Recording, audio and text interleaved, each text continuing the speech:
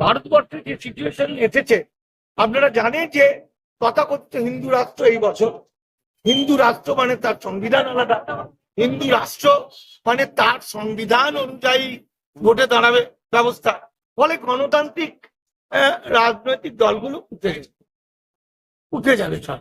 সুতরাং এই সময় বাংলাকে বাঁচাতে, বাঙালিকে বাঁচাতে আমার মনে হয় সমস্ত রাজনৈতিক দল যদি এক হয়ে যেত, গিয়ে বলতো বিজেপি অপোজিটে আমরা সব, সে হতে পারে সিপিএম, হতে পারে কংগ্রেস, হতে পারে তৃণমূল, হতে পারে আইএসএফ, সেখানে মমতা ব্যানার্জি যদি মানুষের স্বার্থে একটু ছাড় দিয়ে সকলকে মুখে নিয়ে বিজেপির বিরুদ্ধে লড়াই করতো, বাংলা বাঙালি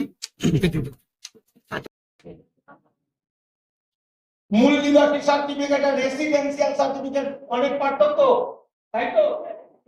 রেসিডেন্সিয়াল সার্টিফিকেট মানে আমি যেখানে আছি, কিছুদিন যেখানে আছি, আর মূল নিবাসী সার্টিফিকেট মানে আমি যুগ যুগ ধরে যেখানে আছি।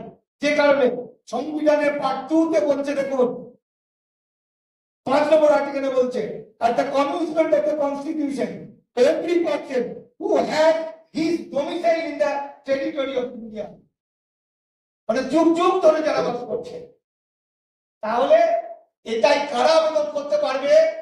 যারা ভারতে যুগ যুগ ধরে বাস করছে। অনেকে বলবে ডোমিসাইল সার্টিফিকেট তো আমি পঞ্চায়েত থেকে নিতাম, এসডি অফিস থেকে নিতাম, আগে তো অনেক কিছু হতো, এখন কোন অফিসার ডোমিসাইল সার্টিফিকেট দিতে পারবে না। এক এসডিও কে ফোন করলাম, এসডিও বললো আমাদের সময় আমরা পুলিশ ভেরিফিকেশন করে দিতাম, আর আজকে এই যে ছেলেপিলে সব আবেদন করে দেবে, তারপরে মাঝে ডোমিসাইল সার্টিফিকেট তাকে জোগাড় করতে হবে।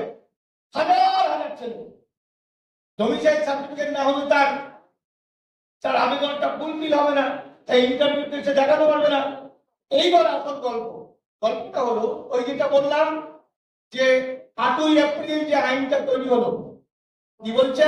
ইলেকশন ল, যেটা বলছে মাইগ্রেশন অ্যান্ড ফরেনার্স অ্যাক্ট, সেখানে বলছে অবৈধ অনুপ্রবেশকারী ধরতে গেলে কি কিভাবে ধরবে। এক, কলেজের, ইউনিভার্সিটি, স্কুলের, হস্টেলে যারা ভর্তি হচ্ছে তাদের নথি থেকে। যদি ইমিগ্রেশন এন্ড ফরেনার্স অ্যাক্ট লাগু না হতো, ওই আইনটা না জানা যেত, তাহলে লোকে উড়িয়ে দিত, বলতো যে এই ডোমিসাইল বলেছে আর কিছু না, একটা রেসিডেন্সিয়াল দিয়ে দেবে। কিন্তু যখন আইন হয়ে গেছে যে স্কুল, কলেজ, ইউনিভার্সিটি